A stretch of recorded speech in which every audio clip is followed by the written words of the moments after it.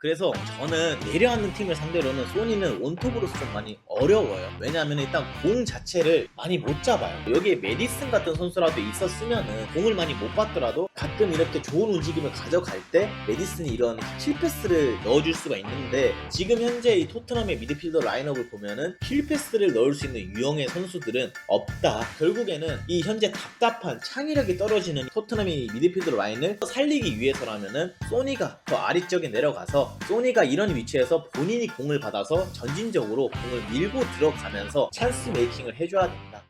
일단 토트넘은 여러분 아마도 전에 나왔던 선수들 위주로 나올 확률이 상당히 높습니다. 골키퍼에는 비카리오가 당연히 나올 거고, 중앙 수비수엔 당연히 우리 로메로 형님 나올 거고, 그 다음에 벤 데이비스 나올 거고. 벤 데이비스 요즘에 너무 잘해. 이게 벤 데이비스를 여러분 쓸 수밖에 없는 이유를 명확하게 알 수 있는 계기가 되어 있지 않았을까. 그리고 로메로, 난 얘는 좀 철이 좀 들었으면 좋겠어. 이 친구는 철이 안 들면은 나는 좀 생각을 좀 해봐야 될 것 같은 느낌이 좀 들어요, 솔직히. 그 다음에 미드필더에 당연히 우리 비스마 형 나오겠죠. 사르 나와야지. 사르 안 나오면은 경기 쉽지 않아집니다. 이 친구가 이 팀에서 해줄 수 있는 역할이 어마무시하기 때문에 이 친구는 무조건 나와야 되고, 여기에 셉셉이, 요즘에 우리 셉셉이를 우리가 무시할 수가 없습니다. 이제 7번 손흥민 선수가 아마도 왼쪽 윙으로 가는 게 맞고, 전방에다가 이제 히샤리가 2경기 연속 골을 넣을 수 있을지도 지켜보는 것도 아마 재밌는 관전 포인트가 될 것 같고, 오른쪽에 많이 아픈 손가락이죠. 이 친구 맨날 득점 찬스 놓치고 나면 이빨 보여주는 친구인데 이 친구 나오고, 여기 포로 들어가고, 그 다음에 왼쪽 풀백에 우도기가 나와주고요. 근데 멤버 짜는 거는 큰 의미가 없는 게, 여러분 전경기를 이겼기 때문에 이렇게 나올 거예요. 근데 이제 여기서 제가 보여드리고 싶은 거는 내일 전술적으로 어떻게 들어갈 거냐가 중요하겠죠. 아무래도 지난 울버햄튼이랑 노팅엄이 뛰는 걸 보면은 노팅엄이 지금 막 수비적으로 많이 게임을 해요. 볼리라는 선수가 중앙에서 축이 되어주고, 미드필드에 3명 깁스 화이트나 이런 선수 넣어주고, 전방에 이제 엘랑가랑 발빠른 공격수 2명을 넣어놓고 약간 5-3-2 형태로 카운터를 많이 칩니다. 그래서 이제 이렇게 카운터를 치는 팀을 만나게 되면은 한편으로는 토트넘한테는 긍정적이에요. 왜냐면 토트넘이 카운터 어택을 치는 팀을 상대로 내려앉히게 만들고, 본인들이 여기서 U자 빌드업을 통해 가지고 찬스를 계속해서 만들어내거든요. 근데 지금까지 토트넘이 이 내려앉는 팀을 상대로 고전했던 몇 경기를 보면은 그런 부분이 있었어요. 아랫지역에서 공을 잘 돌려냅니다. 잘 돌려내다가 결국에는 공이 이렇게 측면에 갔을 때 이 측면에 있는 자원의 선수들이 얼마만큼 이 1대1을 잘 흔들어 줄 수 있느냐가 이 내려앉은 수비수들을 뚫을 수 있는 해결책 중 하나가 될 수가 있는데, 지금까지는 손흥민 선수를 탑으로 쓰면서 울버햄튼전도 그렇고 몇 경기들을 탑으로 쓰면서 이 자리에 대부분, 그러니까 힐이 나왔을 때는 열심히 하고 수비 가담 많이 해주고 이거는 좋았어요. 근데 이 측면에서 요번에 뉴캐슬전에 보여줬던 그런 손흥민 선수의 돌파가 안 나오기 시작합니다.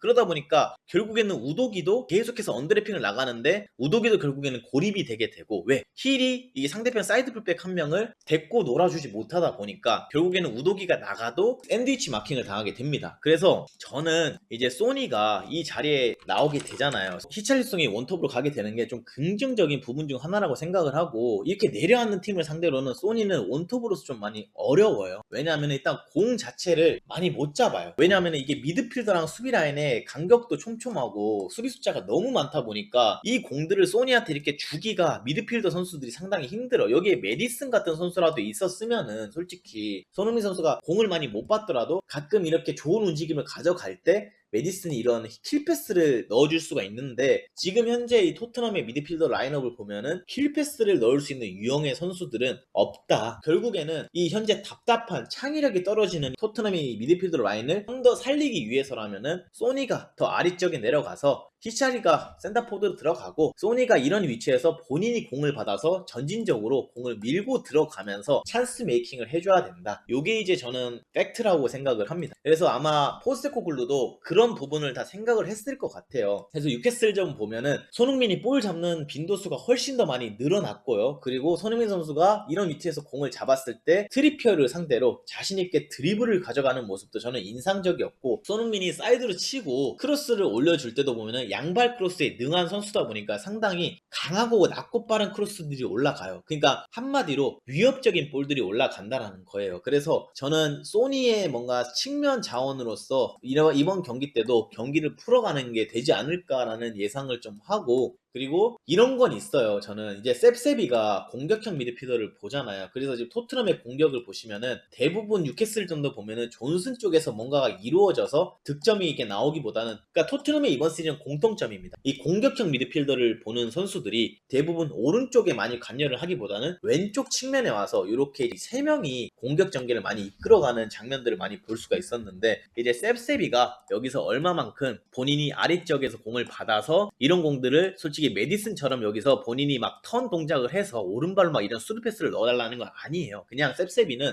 등 잘 져주고 여기서 전진적으로 공 열렸을 때 빠르게 앞으로 밀고 나가면서 손흥민 선수 주고 다시 침투 가져가고, 이런 것들이 이제 이번 경기에 셉세비가 보여줘야 되는 참 모습이 아닐까, 이렇게 이제 저는 생각을 좀 하게 됩니다. 그리고 요 비수마, 지난 경기 때 그 수비할 때 지금 노팅엄이 어떻게 보면은 상당히 카운터택이 빠른 팀이잖아요. 엘랑가 같은 애들이 역습 나갈 때 보면은 이 속도감이 엄청 빨라요. 그래서 이 로메로 이 친구가 가출을 하면 안 된다라는 걸 말씀을 좀 드리고 싶습니다. 그래서 얘가 가끔 경기가 답답하거나 본인들이 막 이렇게 리드를 못하고 있으면은 이게 자꾸 얘가 기어 올라가, 로메로가 진짜. 그래서 이 엘랑가 얘가 기술도 있고 빨라요. 그래서 만약에 로메로가 여기서 이렇게 가출을 하게 되잖아요. 그러면 현재 지금 비수마라도 이 자리를 커버링을 잘 해주면 상관이 없는데, 비수마도 전문적인 수비만 하는 미드필더가 아니다 보니까 얘도 가끔 공격 본능이 생겨서 이렇게 올라간단 말이야. 그러면은 사실상 이 딜을 막아주는 선수가 벤 데이비스 혹은 사르가 가끔 이렇게 내려와 주긴 하는데, 사르도 가끔 못 내려올 때도 있어요. 그렇게 되면은 포로도 지금 공격 작업할 때 보면 여기까지 올라가 있잖아. 그리고 우도기도 여기까지 올라가 있고 비수마 한 이 정도 위치 와 있고. 그러니까 이게 만약에 얘네들한테 공을 한번 딱 끊기잖아요. 그러면은 얘네 나갈 거고 엘랑가 이렇게 나갈 거고, 이런 볼들이 들어왔을 때 사르가 만약에 1차적인 방어선을 못 해주고 벤 데이비스랑 1대1이 있는 상황이 생기면은 너무나도 위협적인 상황이 맞이할 수 있다. 왜? 엘랑가는 스피드가 있고 벤 데이비스는 스피드가 아무래도 좀 약하기 때문에. 그래서 이런 것들을 좀 많이 생각을 좀 하면서 경기를 해야 되지 않을까라는 생각이 저는 들어요. 그래서 얼마만큼 잘해주냐. 그리고 수비할 때 제가 부탁드리고 싶은 거는 비수마가 지금 수비할 때 요즘에 못하고 있지는 않아요. 이게 상대편 공격수들이 어느 정도 이렇게 올라와서 빌드업을 할 때, 이럴 때 보면은 비수마가 가끔 지금 정신을 못 차릴 때가 있어요. 이렇게 엘랑가나 혹은 뭐 사이드에 있는 다른 자원의 선수들이 공을 잡고 포로랑 1대1을 막 가져가고 있습니다. 근데 비수마가 이 중앙을 실딩을 해줘야 되는데 가끔 얘가 이성을 놓았는지 막 여기까지 와가지고 노메로 옆에 서 있는다.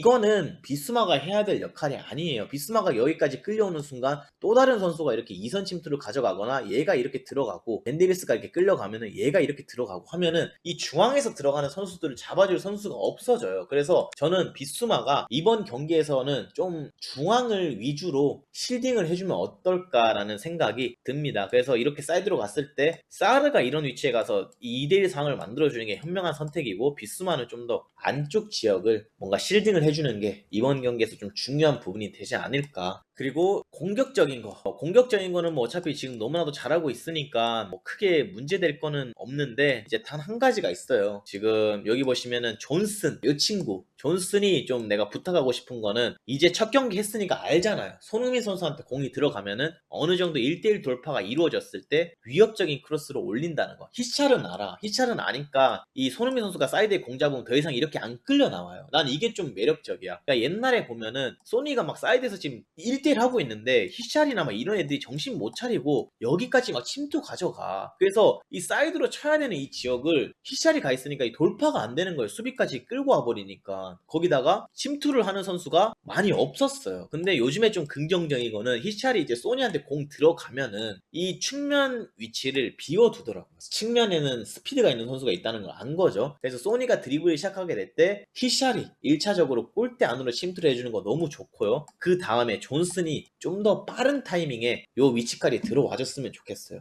그리고 셉셉이 들어가주고, 그 다음에 사르 뒤에 받쳐주고 비스마도 뒤에 받쳐주고 요 정도 포지션만 만들어주면은 충분히 이 아래쪽에서 숫자 싸움도 동등하게 가능하고 득점까지 가능한 시나리오가 나오지 않을까. 그리고 가끔은 여기서 또 긍정적인 게 우도기까지 소니가 공 잡으면 이렇게 들어와 줍니다. 그러니까 우도기도 지난 경기 때 보면은 원래 힐이 뛸 때는 힐이 공 잡으면 항상 이렇게 뛴 장면이 많았는데 오히려 소니가 높은 지역에서 공을 잡을 때는 우도기가 소니가 돌파하는 위치로 뛰는 게 아니라 골대로 들어가서 골을 넣으려고 하더라고요. 그래서 이렇게 해서 득점을 좀 만드는 게 중요한 부분이 되지 않을까 이렇게 생각을 하고, 그리고 큰 방면으로 봤을 때는 토트넘이 이기고 있을 때 저는 이제 이걸 좀 보고 싶어요. 토트넘이 지난 뉴캐슬전은 빠르게 두 번째 골이 들어가서 이 선수들이 내려앉게 되고 어느 정도 템포 조절을 한 건지, 아니면은 포스틱이 진짜 지시를 해서 이 선수들이 그거에 딱 맞게 내려앉게 된 건지는 저도 솔직히 긴가민가 해요. 옆에 계시던 문도구님은 포스틱이 변했다라고 하는데, 제가 항상 노메로 보면서 하는 말이 있잖아요. 사람은 잘 안 변한다고. 아니, 사람은 여러분 쉽게 변하는 게 아니에요. 옛말에 그런 말이 있어요. 인간은 고쳐 쓰는 게 아니라고. 그래서 이번 경기 때 노티엄이 아무래도 카운터 뛰기 좋은 팀이잖아요. 선제골을 못 넣는다고 해서 막 전방 압박을 계속 치고 진짜 정신없이 경기를 할지, 아니면은 좀 템포를 조절하면서 경기 운영을 하면서 이 경기를 이기는 경기로 몰고 갈지는 이번 경기를 보면 어느 정도 답안지가 나오지 않을까 이런 예상이 들고, 토트넘이 이번 시즌 저는 솔직히 아스톤 빌라를 보면서 느끼는 게 하나 있어요. 아스톤 빌라, 아스날 이런 팀들은 경기력을 보면은 경기력이 좋지 않은 경기도 어떻게든 이겨요. 그러니까 이기는 방법이 뭔지 아는 선수들이고 이기는 방법이 뭔지 아는 팀인 것 같아요. 근데 토트넘은 아직까지 이 경험이 조금 적고 어린 선수들이 많이 모여 있어서 그런지 이겨야 될 경기를 아쉽게 놓칠 때도 있고 이기는 방법을 아직 캐치하지 못한 것 같아요.